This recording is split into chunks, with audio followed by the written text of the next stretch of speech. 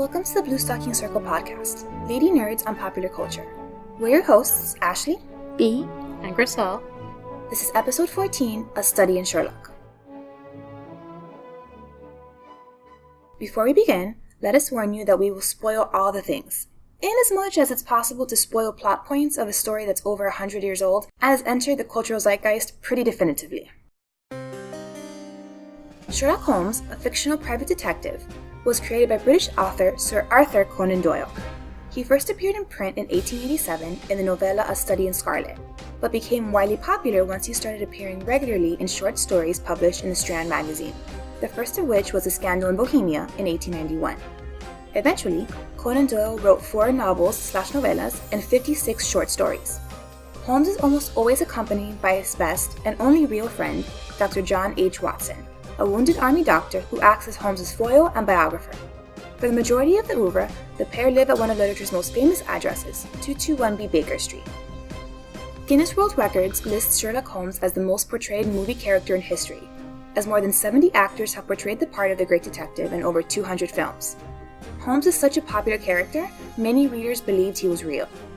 We here at the Bluestocking Circle know he's a figment of Conan Doyle's imagination, but I, at least, am eternally grateful for the public's love of Holmes, which is so strong it actually once brought him back from the dead.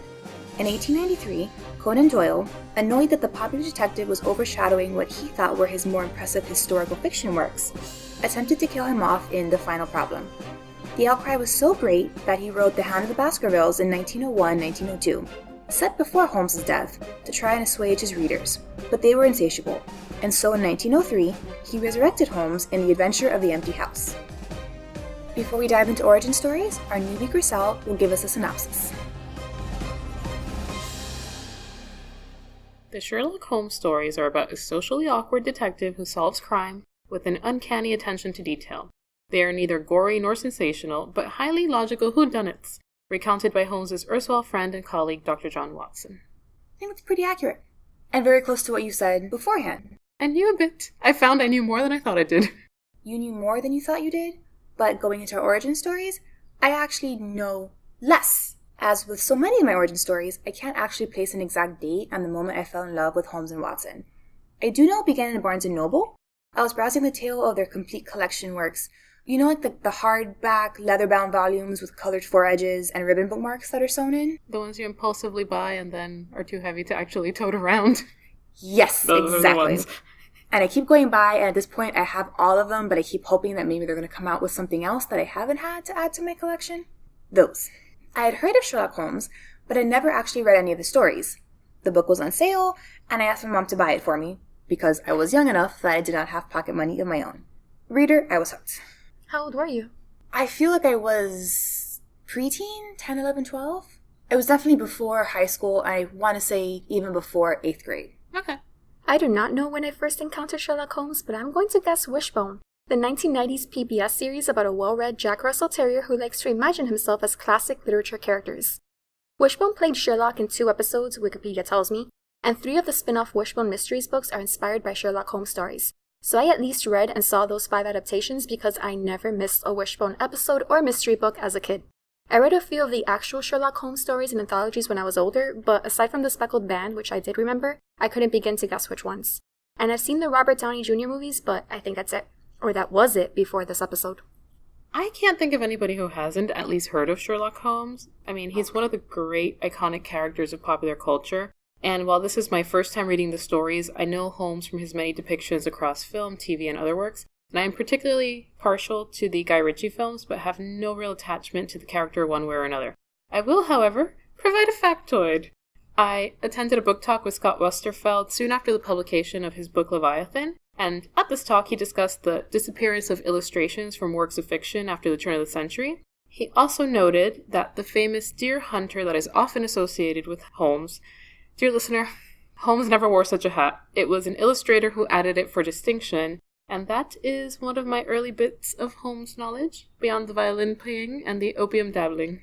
Yes, that illustrator was Sidney Paget, whose drawings appeared in the stories in the Strand magazine. He also added the Inverness cape that you see so often. And this is why if anyone ever watched the Basil Rathbone series, they associate it with him because Basil wore them based on the illustration, and that's just a great example of how characters just grow in our minds and become something different than what the author originally intended.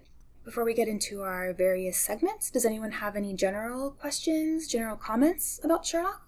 I have a question. Hit me. Why do you love Sherlock Holmes? I'm a big fan of world building, and I love stories that give you really vivid details that help you imagine the setting. Holmes keeps his pipe tobacco in a Persian slipper, his unopened mail transfixed to the mantel with a jackknife, and once he was bored, he spent an afternoon shooting a patriotic VR, which is short for Victoria Reigns, and I did not actually know that the first time I read it, and I had to look it up, into the wall of his flat. I really like detective stories, and I really like short stories, and I think Conan Doyle is a master of both genres. I really enjoy sassy characters, and Holmes can be annoying, and a little mean to Watson sometimes, I will give you that, but I think he has a gift for sass, and a gift for throwing shade, to turn a modern phrase. Ultimately, Holmes and Watson just feel like real people to me. Flawed, to be sure, but real people. And their life feels like real life, so rereading the stories gives me the same sensation as drinking a nice cup of tea. They're warm, they're homey, and they're just really comforting. That's lovely, Ashley. You obviously have a lot of love for this character. It's always nice to see that in someone, to hear about what they're really passionate about. I do love my boys. They have problems, but they are my boys at the end of the day. And with that, we can move right into Ship Wars. Given what was assigned to you guys for this particular episode, there were really only two possible ships, Mary and Watson or Sherlock and Watson. As I never actually saw Mary and Watson in the text, given our stories, I will say there is one ship and one ship only, and that is Holmes and Watson. This is the most ambiguously gay duo I ever did read, and I love them, and they were wonderful. But they were so hot for each other. They did seem very fond of each other in their stories. Whether it's a romance or a bromance, it was really sweet. Depending on the mood and the day that I'm reading these stories, I can't decide whether or not I like them as a romance or as a bromance. Especially towards the end of the characters' lives, you can see that Holmes really relies on having Watson around. At one point, he says that having Watson around is like having a piece of furniture around. It's comforting and you need it, which to me kind of sounds like the way that I've heard like old married couples sometimes. The old shoe. The old type shoe. Of comment. I don't actually like Mary and Watson at all, and this is no fault of Mary's, although she really doesn't appear that much in the stories to have a fault of her own. It's just the best stories to me are when the two of them are sitting at 221B, they get a note, Lestrade comes in, and they're off. And I think that's part of the reason why Mary ends up being killed off later in the books, because the readers really liked their relationship. Which means that the trope of you can't be married and have adventures was around even then. Yep. I just remember Mary from the show, and I remember how that went. Yes. Spoilers. They fridge her. Very blatantly. So if we're going to have one of those discussions, they do that too. And so Mary's character is used in nefarious ways to stir up action and then promptly get rid of her. That's one of the reasons why I would not recommend seasons 3 and 4 of the show, for precisely that reason. In the books, they don't kill her off to fridge her because Watson's story was pretty much established beforehand, and his action, his life was established before she came along. I really think it was one of those things where Doyle was just like, she's not really necessary, she's not adding anything. The readers want the two of them, so I'm going to give them the two of them. I wonder why he decided to add a woman to the story in the first place. Mary's first introduced in The Sign of the Four, which is the second novella after Study in Scarlet. And I think she might have been introduced to give Watson more of a differentiation from Holmes. Holmes is very anti-emotion, anti-love, anti-all of that soft stuff. Mm-hmm. And Watson sees Mary, falls head over heels, has known her for I think maybe a week by the end of the story, and proposes marriage, and she accepts it. That's a shotgun wedding right there. One of the many reasons why I was just like, I don't understand why she's necessary, because you can't really love someone if you don't know them that long. But you know what? I am not a romantic in that sense. I'll leave Watson to be, but maybe that's why. He was trying to see where the characters were going to go and realized the more he wrote, the more that's not where Watson and Mary were going to be. Mary just ended up being more of a hindrance. Do we know how she died? It's not referred to, and actually the only reason we know she died is because Sherlock, in my opinion, a mistake, narrates 2 of the 56 short stories on his own, so it's not written from Watson's perspective, it's written from Sherlock's. And he says, at the time, my good friend Watson had deserted me for a second wife, something about how the good doctor, always prevailing, decided to try again because the wife died. So you don't actually know when, where, how Mary expired. That's interesting. Wait, did you say second wife? Yes. There's a reference made to Watson having a second wife. Because I just got to a story and it was like, well, Watson has been married at some point because Watson's wife is dead. And that's all I knew, that that character had existed. But apparently he thought to try twice. Watson's first wife was Mary Morstan. She died at some point. He married again, according to Holmes, at some point. We have no idea who the second wife is. Conan Doyle also has the J.K. Rowling problem, where his internal consistency with dates and times is not really that strong. So people spend a lot of time and energy trying to track out when and where these things happen, and they come up with these really inventive ways of making it make sense, because sometimes it doesn't. That makes more sense, though. I hate everything you just said about how the stories apparently treat Watson's wives. The one that he had in the story that I read, from the ones he selected, she didn't even get a name, so I don't even know if it's referring to his first wife or his second wife. Feminist rant? Onwards. As much as I love these stories, they are very problematic from a feminist lens. The most glaring issue is that they failed the Bechdel test pretty hard because there just aren't that many female characters. Other than the one-off female clients in their respective stories, there's Mrs. Hudson, the long-suffering housekeeper at 221B, Mary Morstan, Watson's wife, who, as we said, dies off-page sometime during the Great Hiatus, perhaps in order to give Watson a reason to move back in with Holmes, and that's it. Irene Adler is referenced in a handful of other Holmes stories, although she only appears in A Scandal in Bohemia. Holmes's attitude towards women is also not the healthiest. This is something that fluctuates, I think, depending on where Conan Doyle was in his writing saga. Holmes says in The Sign of the Four that I would not tell them too much, them being women. Women are never to be entirely trusted, not the best of them. Later in that novel, he also declares that love is an emotional thing, and whatever is emotional is opposed to that true cold reason which I place above all things. I should never marry myself, lest I bias my judgment.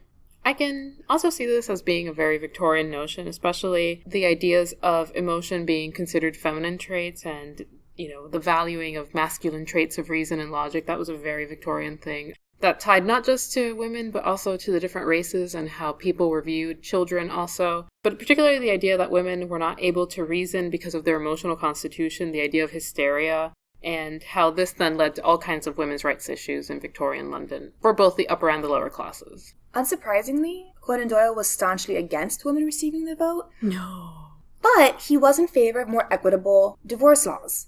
And this was because he thought that if women could divorce and not be penalized for it the way they were, then they wouldn't get themselves into a hysteric state. They wouldn't have to deal with the problem of finding another husband, getting remarried. He's a very odd character. It was an odd time. To be fair. There was also a lot of opium and absinthe. All I know about Arthur Conan Doyle is that he believed in fairies. He was also very intrigued in the occult and the mysticism and seances. This is all very Victorian, so he was a man of his times. Yes, if we could set him in a Penny Dreadful episode, he'd be just at home. So my ranty rant is that there was always a Lucy. And I'm going to go off on a brief tangent as I discuss A Study in Scarlet. But if you have ever read Dracula, you know that there is a Lucy in that story too. And Lucy's seem to have a tendency to lead the story in a completely unrelated narrative direction that then goes off, does this thing, offers no real value to the full story, and then comes back to the adventure. I downloaded the book off Project Gutenberg, and when I got to that section about Lucy, I thought someone had made a mistake and uploaded the wrong file, and I was wondering why I was reading a Western all of a sudden. I thought similarly, except I was reading a print book, and I thought, wait a minute, I guess that was the end of the story, and then I thought, well, this was serialized? Maybe they had some special serial in between? I could not understand what was going on, nor why I should care about this girl. There's, just to give you a little bit more Sherlock trivia, there's 2 stories in which he does that. Have the original mystery, and then once everything has been caught and solved, you're taken out of England in that time, back, about 20 years back, to the backdrop of the story. And in both cases, I kind of feel like it doesn't make any sense. You don't need it. If you want to have those stories, you could expand them on their own.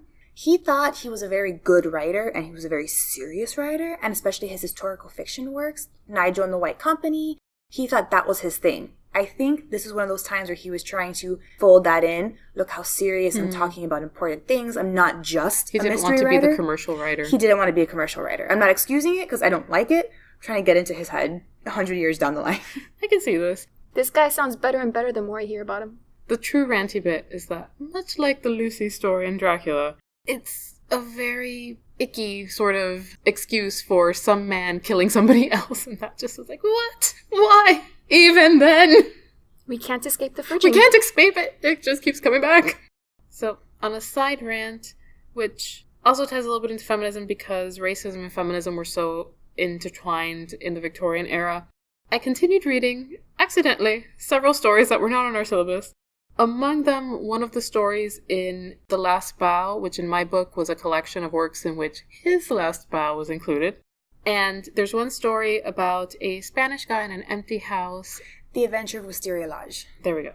And I believe it goes on in 2 parts. Yes, it does. At least it did in my story. So that one was epically Victorian in its treatment of characters of color in particular, and extremely racist, animalistic descriptions, all kinds of like bestial descriptions of creatures as people, and it was a lot. And so just reading it from, a modern perspective and reading the way that it's described, it is very Victorian in how it does the thing. Going back to the whole idea of how women are described as like animal-like creatures, also like children and not able to reason. All this is very tied in Victorian culture and the way that Victorian science pretty much just framed both women and people of color. So it was a really weird thing to read it. I did not expect it in these books in particular. I thought of the Holmes stories as a little bit more lighthearted, so I wasn't expecting this after the stories I had already read.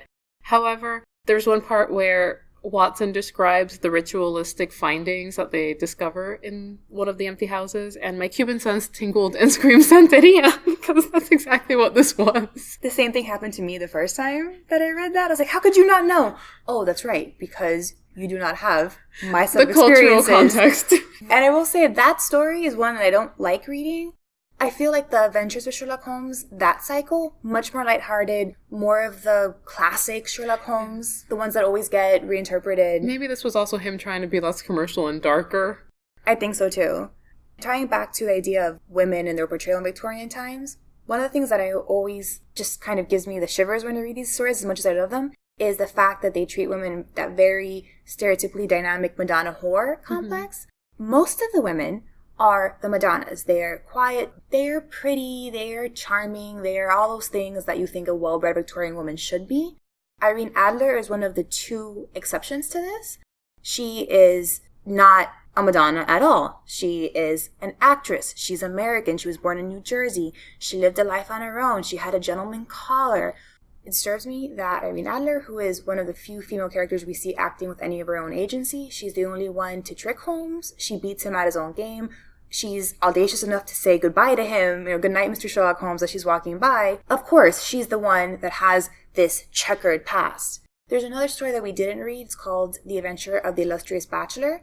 The bride in question, her name is Hattie Duran. She grew up in America until she was 20 when her father struck her rich in a gold mine. Comes over and she's part of that wave of American heiresses that bolster the failing British royalty because they don't have any money and their houses are falling apart. Cora from Downton Abbey. Yeah. Yes. Cora and Hattie, I think, will get along, actually. And you know what? I imagine Hattie is looking like Cora. That style, the dark hair with the dark eyes. She acts in a way that her husband doesn't agree with. She shows agency. She is also portrayed as someone who grew up in the wilds of America. She was given freedom that's not really usual for a girl of that time. Read, a proper woman. I don't want to say that I don't want to expect any better. That sounds really bad. Like you said, he's a man of his time. I get that this is how women were treated, and I love Victorian writing, and it happens a lot. It happens a lot, yeah. But yeah, Sherlock Holmes is never a set that someone's going to point to and be like, yes, they are breaking the feminist molds, and they're really thinking outside the box. To modern sensibilities, right. You can really notice the difference. These 2 women that you just described, Irene Adler and not Cora? Hattie, they're American. I also noticed that Lucy was described a little bit atypically in the way that she was described as running wild on the horse among the stampede, getting into all these troublesome situations. Like Hattie, she has no mother, only a father who was a rough and ready Western frontiersman, so yes. But is this reflecting Conan Doyle's attitudes towards American women? I mean, is this indicative of an anti-American sort of perspective? I don't know. That's interesting. I mean, there's a general fear of the American enterpriser, the gold miners, the train people in Victorian London in particular. Any speculators who were coming around, and Civil War had caused a lot of issues in England as well. There's already, even historically, a tense dynamic between Americans and the British, so I could see that maybe influencing. He's not very kind about Mormons either in the Lucy story. From a literature perspective, in that time period was coding someone or a character as American a shorthand for saying they were wild and untrustworthy and not civilized. If you were generally described as brown, which in Victorian literature does not necessarily mean a person of brown skin, just like generally the darker person. Like, for instance, in Jane Eyre, Bertha, she's described as very dark. She comes from the islands. She's also a character who is associated with the wild. So a lot of Victorian literature codes both people of the Americas in general, or anybody who is considered to be the less than ideal as brown or darker in some ways, let alone the Victorian racism that we see throughout. Irene Adler is portrayed at the end of the story in a positive light if you want to consider Holmes's recollection of her. She's always the woman. He says to someone, "You have been beaten before several times." Yes, once by a woman, making sure that she gets her own credit. So I couldn't understand why it was such a big deal to him, because it seemed like such a tame thing. She ended up getting married and not doing anything. I couldn't understand why he held this grudge against the woman. Excuse you, we just came from a week where someone was dying on a hill because of a hairstyle on a book cover, and you can't comprehend Sherlock Holmes being mad about being beaten? By the woman. It wasn't that she did anything, it's that she stopped him from getting the photo. It just felt so anticlimactic at the end, because I'm just like, okay, so she's married now? Why? Leave it alone. And he says in the story, well, if she's married, the photo becomes a double-edged sword. She'll be less likely to use it because she doesn't want her husband to see it. I think it was just one of those things where she tricked him. She saw through the ruse. She was audacious enough to say goodbye. So when he realizes later, oh, snap, like, you know what I mean? She talked to me and I still couldn't put it together. So I think that he's so unused to anyone outthinking him. That's why he holds her in such high esteem. I want a modern interpretation of Sherlock Holmes as told by Ashley. He would totally say, oh, snap. And I do wonder how you guys would react if you saw Irene Adler in the Sherlock TV series. They portray her as a dominatrix. I did like her portrayal in the series, at least the first time I watched it. I have not watched it since, but I did like the character they created, and I felt that reading the story, I was a little let down because I was thinking of the way that she was portrayed in the BBC series, and I thought there would be more scandal, and I was like, this is kind of a tame scandal. Where is the scandal in Bohemia?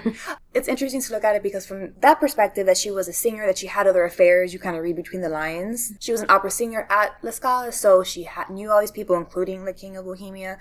That's kind of the equivalent of what a dominatrix would be today. But I did like how, as a dominatrix, she's portrayed once again as someone who breaks the rules, has to fend for herself, but at the end, you like her. Like, she's not doing anything wrong. There are other characters in Sherlock that are way more despicable. She was just trying to look out for herself. I liked her in the story. Yeah, she's one of my favorite one-off characters, so to speak. She's interesting. She has a mind. I think her wedding was hysterical, where the husband is trying to run out and grab someone off the street. Why? Why did they have to get married in 20 minutes? Yeah, I couldn't get that either, but I'm not sure. But we had a whole tangent about Lucy, just to make sure we understood why rage was a thing. I'm not really sure why they had to get married, and as much as I reread that story, I've never really been able to get a handle on it. Yeah, I couldn't understand, because it's not like they ran off to get to Gretna Green. They weren't, like, running across the hills of Scotland to get married over an anvil. Like, what? Maybe why? their license was only good for that day. Maybe he'd gotten a license. A special license. A special license maybe. That's stamped for whatever day it was, and they had to get married on that day, and then the priest was going off for his siesta or whatever it was at the church, and they needed someone to come in before the priest left. I'll take it. We'll do it. It just happened. Any other thoughts in Feminist Rant before we depart? I think I've ranted enough. Oh, I'm just getting started. And with that, we will move on to Catharsis Corner. I hesitate to ask, but does anyone have any rants for Catharsis Corner? I'll start us on a light note before we get really ranty. But this is not so much a point against Sherlock, but just against mysteries in general, only really for me, not necessarily something that is universal to everyone. I find that they do not make for good rereads or rewatches, because while I really liked the BBC Sherlock the first time I watched it, rewatching A Study in Pink, I was crazy bored out of my mind. Despite that it's been years since my last viewing, but it didn't really strike me as that interesting this time around because I knew where the mystery was going. I had already seen all the shticks and the things that were going to happen in the show. I wasn't that intrigued watching it to get to the end. I did, however, now have a chance to dive more into characterization, so there's that.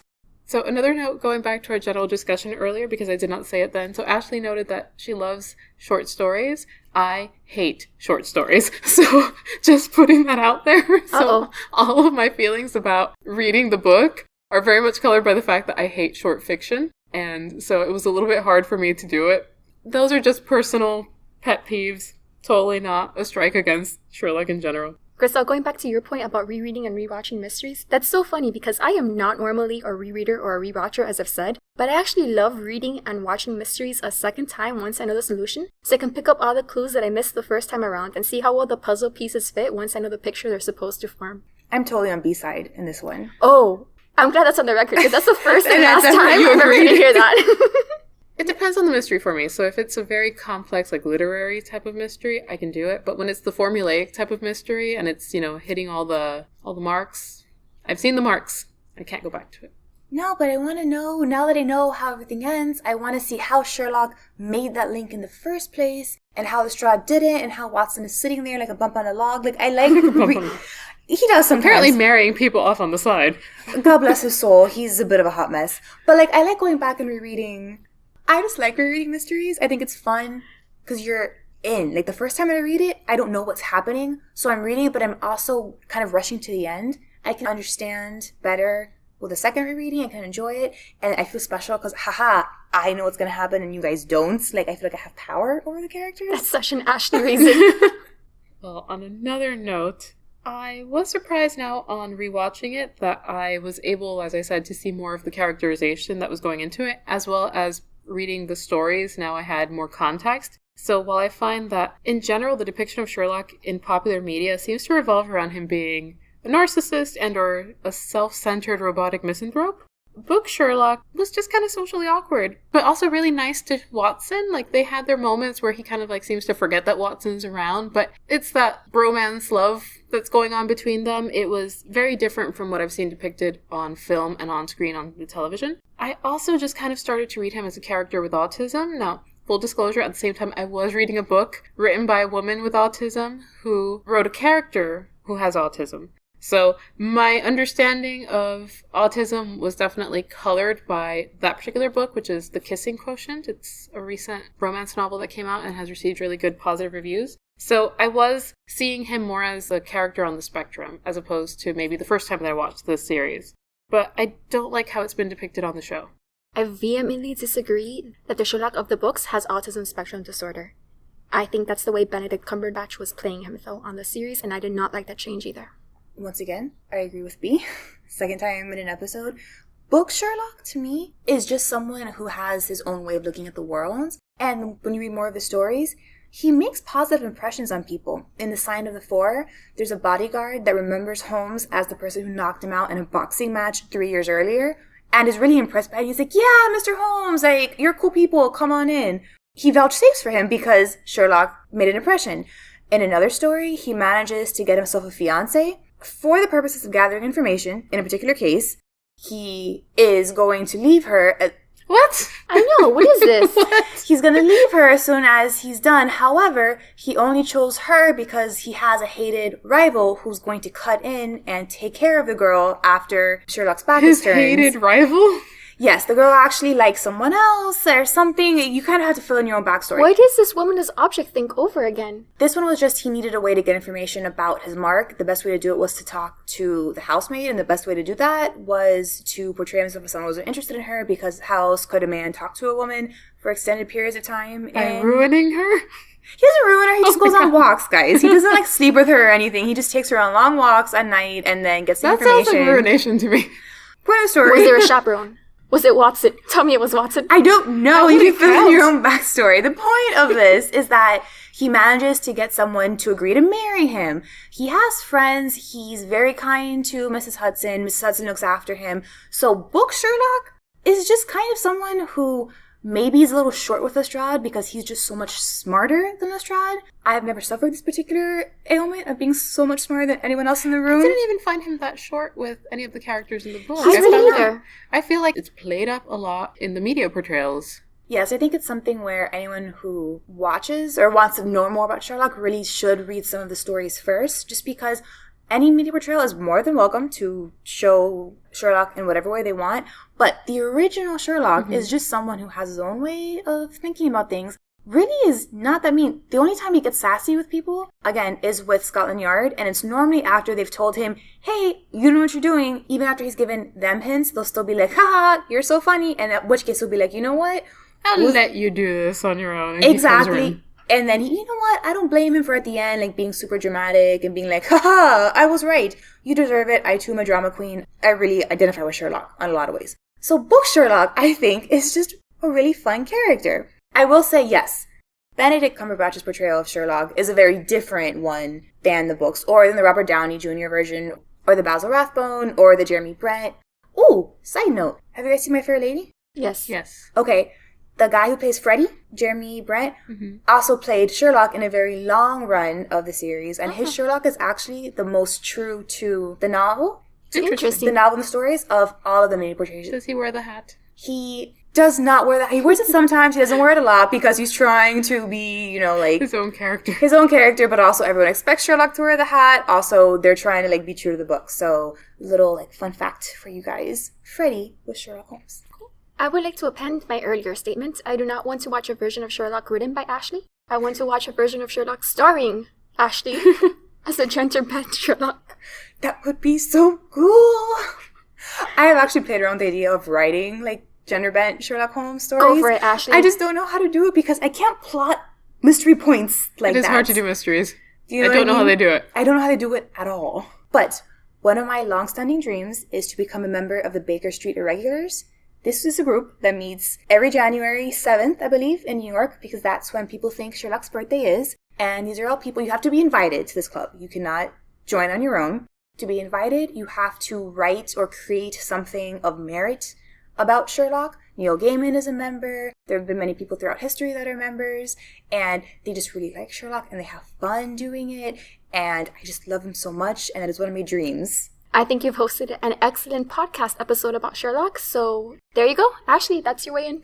I don't know if this will work, but I'm more than happy to include this as like your resume. As a resume, yes. Like, look at me and see what else I need, and then get back to me and let me know. I'd be happy to serve as her reference. She's very into Sherlock. Please accept her into your very exclusive club. She deserves it. And now that I've buttered you up, I think I can make my way to my rant. Go for it. For those of you listening, a little background into our podcast planning process before I begin. For this segment, sometimes we have to think of really silly stuff to complain about because we actually don't have anything negative to say about the work. And that's how we end up talking about things like the ethics of pie making or weird camera wipes and whatnot. But not this time. This time what I'm about to say is what Catharsis Corner was originally designed for, and I apologize in advance, Ashley. But this show was a worst case scenario for me, and I mean specifically the BBC series, not the stories, which I actually did like quite a bit. I know this show has a fiercely devoted fandom, and I can completely respect your all-abiding love for the series, but it happens to have everything I hate. Drab visuals, gritty tone, constant, nauseating shaky cam that would not stop, mean characters who were rude, irredeemable jerks across the board, casual misogyny from even the quote-unquote good guys, and so many monotone monologues. Plus, that climax, the so-called climax, didn't just rip off the classic iocane powder scene from The Princess Bride. They sucked all the life out of it, like they used Count Ruger's machine at full power. That's way harsh, Ty. But it's accurate.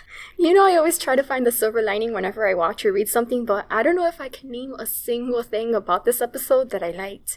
Maybe Molly, but I didn't so much as like her as feel sorry for her for being in that whole mess. I've said before that Pushing Daisies is a show that feels like it was made for me, and this was the exact opposite. This is like if you tasked a committee to create a show I would find off-putting in every possible way.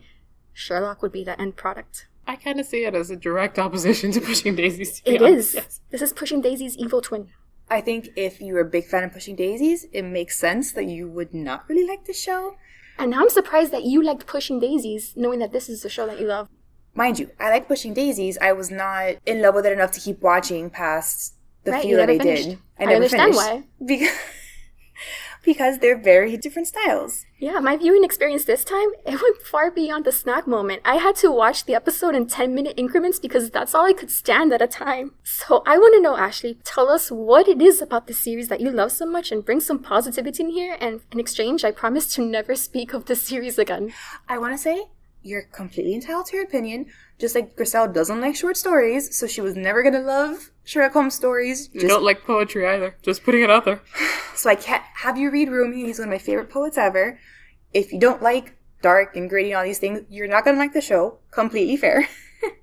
I do want to say, and I've said it before, The first 2 seasons of the show are the only ones that are really worth watching. If you want to talk about misogyny and characterization and fridging characters, it gets worse. It gets way worse. For both Mary and Molly. In the 3rd and 4th seasons, I never recommend those to anyone. I only recommend the first 2. Who's writing this? A man. Here's a problem. Yeah, I got her that much. Stephen Moffat is... Oh, I've heard that name. Yes.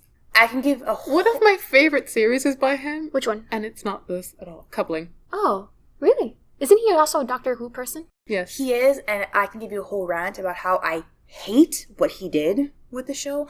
Moffat, to me, and this is a very mini rant, Moffat does not know how to write women. He did not do it well in Doctor Who. I don't think he did it well here. Which seasons of Doctor Who did he write? He did 11. Okay. So, the 11th Doctor, so I think it's 5, 6, 7? Not my doctor.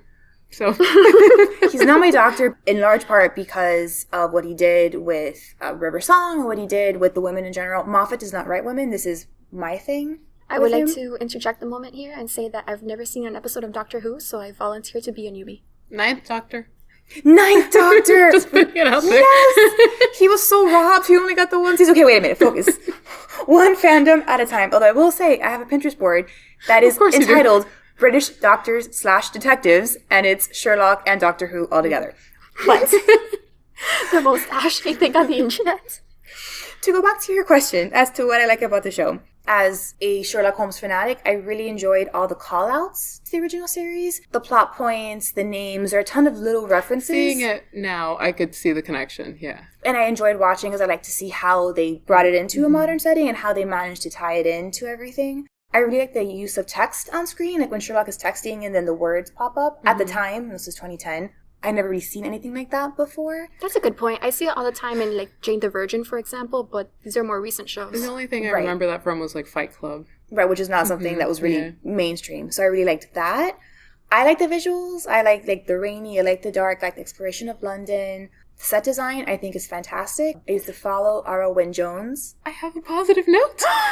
Now that you mentioned set design, there is a lab.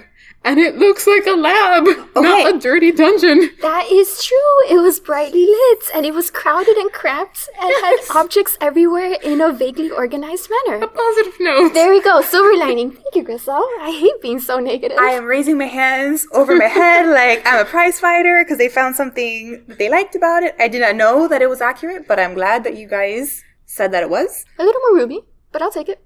Like I said, I like the set design. I like the costuming. Mrs. Hudson, and it's hard to see in just one episode, but she's the only character who, over the course of the series, her narrative is not tied to Sherlock. She's around, but her growth has nothing to do with him. Her story has nothing to do with him. I don't want to say, unfortunately, she's the only female character whose life exists outside of Sherlock, but she does. She's fantastic. You realize her backstory is that she used to be like a gangster's wife and she ran the books and she was like a pole dancer and she has this amazing car and she just does not care about Sherlock's drama at all. She has him at gunpoint a couple of times throughout the series. She's really fun. I like the characters. I like anti-heroes. I think that's maybe one of the reasons why I wasn't a fan of Superman. I despise anti-heroes. I love my bright, shining paragons of virtue. So you know what? As the French say, chacun a son goût. We like different things. It's okay. I do want to push back a little bit against one thing you said. The iocane powder scene from The Princess Bride. I read it originally and in all the rereadings since as an homage to how Jefferson Hope and his 2 victims took the pills, which did come first. It did, and the layout was completely different. Strangerson was still in his bed, I remember. Yes. And the other guy, what's his name? I forgot already. Enoch Drebber. That guy. They were both standing in the house. The way it was framed on the show, there is no way that was not an intentional callback to The Princess Bride. It was the 2 men sitting at a table arguing about their dizzying intellect. Even the way the pill bottles were positioned were just like the goblets in front of Vizzini and Wesley. I kept expecting Sherlock to say that he has spent the last few years building up an immunity to iocane powder at the end of that scene. That had to be intentional. It was too similarly structured. I see your points. On a side note, no Lucy's. But no Lucy's in the episode, that's true. No, I do see your point about The Princess Bride. I guess I had never thought of it like that since my whole paradigm for watching this was how much it was tying back to the original. So I was like, oh, this is a fun way of saying it. But you're right. They do sit there. They go back and forth. That would have been improved if the cabbie had died laughing. I'm just saying. The poor cabbie. I liked him. He reminded me of Speen. I was kind of rooting for him because I hated Sherlock so much. That's fair. I always think of that actor in all the other roles he plays. He was in, I think, Bleak House and David Copperfield, maybe. Yes. He's in a lot of Dickensian stuff, and he usually plays like some homeless person or some... He's in Poldark. Down and out ragamuffin. Who's in He is in Poldark? Poldark. He's Judd? He was Judd, yeah. Judd, the Yes. old guy that He's runs always around. like semi-homeless and drunk. And he's a really great actor because a couple of times that you see him in knots, like giving him a chance to work his To be jobs. himself. Yeah, he's really good, but he looks plays like that character a someone lot. who... I didn't even realize that was Judd. And He's then Judd in until you said Poldark. Poldark. There Oh. you go. And you like Poldark. I So do like Poldark. I'm trying to make positive associations with things you like. He does a lot of period pieces. Now that I have given in to the fact that the ending climax scene of Sherlock does resemble, in passing, perhaps The Princess Bride, any other cathartic rants, ideas, statements you guys want to get off your chest? My grievances have been aired. I'm good. Mine too. It's not a catharsis corner thing. This is a thing that I thought of just now when you're asking why I like Sherlock so much. I like trivia and I like facts, and there's so many things to know and to keep as trivia. For example, what is the book that Stangerson kept in his pocket that they found on him when he died? It is a copy of Boccaccio's Decameron. Oh, that's right. See, these little things that members of the Baker Street Irregulars ask each other, they walk up to each other and be like, hey, what's going on? So I think I like the fact that there's so much trivia and little bits of knowledge going on because that's how my brain works. I have a question for you. You mentioned back in the Gotham by Gaslight episode the Dancing Man Cipher, because that was included in Gotham by Gaslight. What is the Dancing Man Cipher? So the Dancing Man Cipher also features a couple from America, a woman from America, now that I'm thinking about it. But she gets married. Her husband is the one that comes to Sherlock Holmes and brings to him these dancing men. He's seen them written on his house or seen as paper. It ends up that the woman knew someone when she was in America. Her father was the ringleader of a gang, and she was trying to escape someone who had a crush on her. The guy followed her and was like, you belong to me. And she was like, no, I don't like you, which, she's allowed to do. You don't have to like someone just because the guy wants you to. And the Dancing Man Cipher is the way they communicated. Essentially, each little person was a stand-in for a letter of the alphabet. And the way they divided up the words was that the little man would hold the flag. So Sherlock Holmes figures it out. He's like, okay, these are the words. And he's like, this one, appears 4 times. You guys are missing all the hand gestures and arm gestures going on here. I'm trying to recreate. If anyone has read The Dancing Man, you know what I'm trying to do. I'm trying to recreate them holding the stupid little flags. He says the one looks like this. Hey! That appears 4 times in an 8-word thing or something. So it has to be an E because that's the most common letter in the alphabet. And then after that, R, S, T, H, D, and C appear approximately in the same percentage, so it has to figure it out. So that's the Dancing Man Cipher. It's those little people. Crystal, we're going to have to find a way to modify a recording schedule in January because she's not going to be in town on January 7th. I'm going to be haunting the hotel where they have their meeting. Trying to sneak in. Just be like, hey guys. A true Sherlock fan would know how to sneak in. Maybe that's the initiation process. Maybe you have to get a good enough disguise. If anyone is a member of the Baker Street Irregulars and you're listening, turn this off now. You cannot know that I'm about to infiltrate your secret meetings. You heard nothing. You should go as a grumpy guy with a book. That would not require a big stretch. But okay, I know you didn't like this TV series. Did you like the book series of Sherlock? The book Sherlock? Did we like the stories a little bit better than... Are you heading into the sock ratings? That is my roundabout way of Getting there. stock ratings and perhaps, ending it on a little lighter note so they'll get a higher rating. You be first. I'm very shameless. Given my confessions regarding both watching the show and my general dislike of short form fiction, I will give it a 3 because I did enjoy it. I do like a mystery. I was expecting more of a sensational mystery because that's what I'm used to with Victorian type drama. It was a little tame, but I enjoyed the clue aspect of it. The snake coming down the rope around her head, that wasn't exotic enough? That's a snake. Well, I did enjoy knowing the stuff before Watson could figure out the Santeria. That always makes one feel better when they can figure it out before Watson does. Poor thing. I am going to split up my ratings because they're going to be very, very different, as you can infer. For the show, I'm going to give it 1 lonely sock. And it's only getting that sock because Griselle pointed out that Lab was semi-realistic. Griselle, thank you. For the stories, I did like them quite a bit. I'll give them a 3.5 socks. Okay, I can live with that. And my favorite was The Scandal in Bohemia, although that may have been biased by the fact that I saw the Wishbone episode right after I read it, and that was so adorable. Colored your viewing. That is fair. As we have said, this is very non-objective. I love these stories. I love my connection with them. I have to give them 5 socks. Not 5.5? Not 5.5. As we said, I've admitted the problems with women and the product of their time and the racism and many other things. I understand they're not perfect works. Sabriel, to me, I think, is a perfect work in that sense. That it's just there's really nothing negative to say about it. So that's why Sherlock doesn't get a 5.5. But I love them. Holmes and Watson, they get 5 socks. But I'm really bad at math, so what does that average out to? Book, Sherlock. 11.5 divided by 3. So approximately just under 4 socks. Okay. And in my head, we rounded that up. So they got a 4 sock rating. 4. Yes. And since I have decided that we're going to round up, or at least in my head we're going to round up, and give Sherlock an average of 4 socks, and that's really good, and we're going to move on really quickly to reading Rex before anyone can say anything else. No objection. Great. Okay.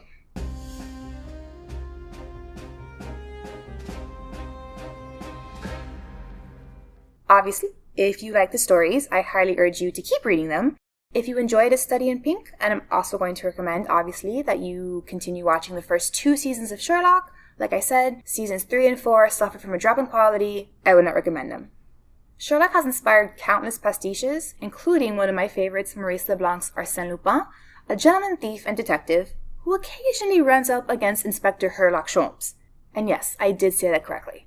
Holmes' character has been adapted and written into a ton of situations and stories. 2 of my favorites are Laurie R. King's Mary Russell series, which places Holmes in the 1920s, and Married to Mary Russell, an American Jewish orphan whose skills of deduction match his own, and Neil Gaiman's award-winning short story, A Study in Emerald, which combines Holmes' Victorian England with the horror setting of H.P. Lovecraft's Cthulhu works. This work is what got Neil Gaiman introduced into the Baker Street Irregulars. And you can find that in Fragile Things. That whole collection is worth reading unless you're Gristle and don't like short stories. Don't like short stories. So I will say that Sherlock and Batman are both great, but I think we know who the world's real greatest detective is, and that's Hercule Poirot.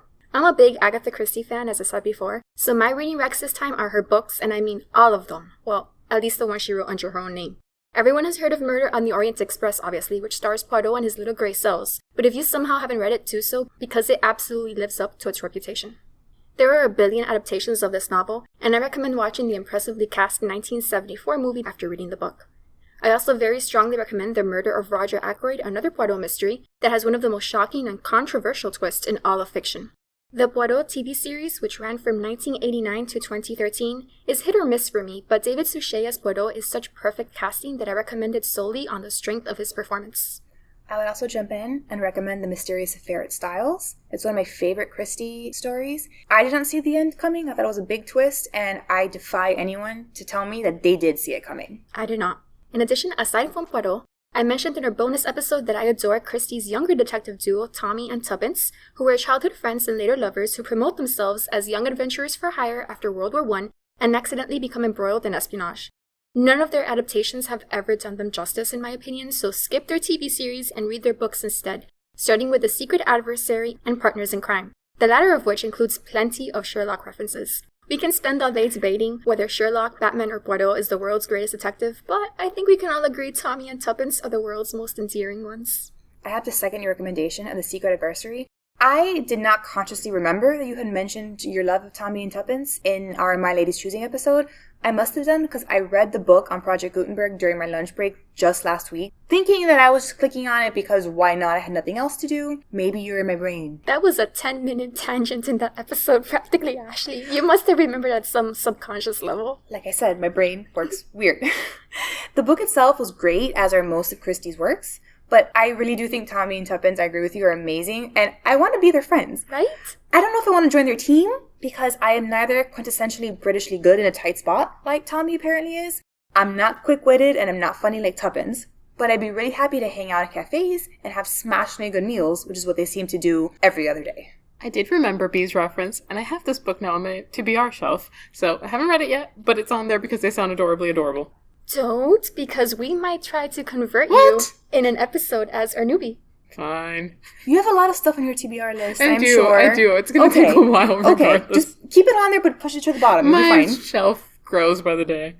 So, my recommendations, I did mention that one of the things I found surprising about Sherlock was the fact that it was not as sensational as I expected it to be. So 2 of my recommendations are highly sensational, and those are The Woman in White and The Moonstone, both by Wilkie Collins, who is recognized as the first detective mystery writer in English literature. There is a film adaptation of The Woman in White that's decent, There's an older adaptation of The Moonstone, and there is a new TV series adaptation of The Moonstone that I have not yet seen, but I'm super eager to come to the States. So, waiting for it. It looks good. Can't wait to see it. I will also recommend Bleak House. I know Charles Dickens is a hit or miss for people, but that is one of my favorite Dickens. It's long and lengthy and very dramatic and very mysterious. So I'll recommend that one. But on a non-Victorian scale, but still slightly Victorian, the Lady Julia Grace series, which is set in Victorian England, but this is modern historical fiction, so it's lighter, entertaining, and you don't have to read the very long narrative structure of Victorian writers. So if you enjoy something like the Sherlock Holmes series, that's a good series to go into. There is a Sherlockian detective named Nicholas Brisbane, and the first book begins with Silent in the Grave. Now, I was also exposed to another side of nerdness. Apparently, in Star Trek, they love to play with Sherlock Holmes. And in The Next Generation, Season 2, Episode 3, the episode was titled Elementary, My Dear Data, in which the character Data, who is a robot, goes off into the holodeck? The holodeck! I'm like, what the place where the imaginary people are.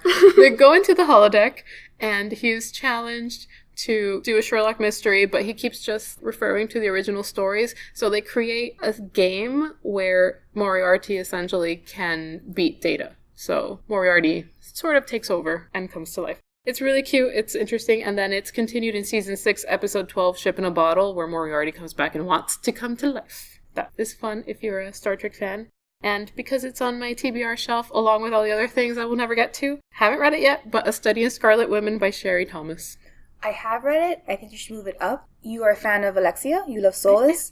The main character in this is a gender-bent sort of Sherlock Holmes named Charlotte. She and Alexia would be best friends. If they didn't kill each other first, it would be one of those relationships. There's a lot of tea. There's a lot of cake. Charlotte loves to eat. It's very much Solus, Alexia, but without the vampires and the werewolves. This sounds amazing. It says I'm not allowed to read Tommy and Tuppence. Yes. Don't read that one. Read this one instead. And I think we'll be good. This concludes episode 14 of the Bluestocking Circle podcast. For show notes, visit thebluestockingcircle.com. Find us on Twitter, Tumblr, Instagram, Pinterest, and pretty much everywhere at Bluestock Circle. That's Blue SOX Circle. Or email us at thebluestockingcircle@gmail.com and join the conversation. You can find us on Apple Podcasts, Google Play, and Spotify. So please rate, review, and subscribe to help us grow. Cheers!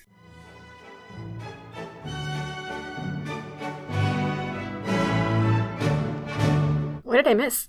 Watson? No, I thought he meant Lestrade was marrying people. And I'm like, maybe he was the priest. He had to run back to Scotland Yard, and that's why they had to hurry and get married in 20 minutes. That's a better story than we had.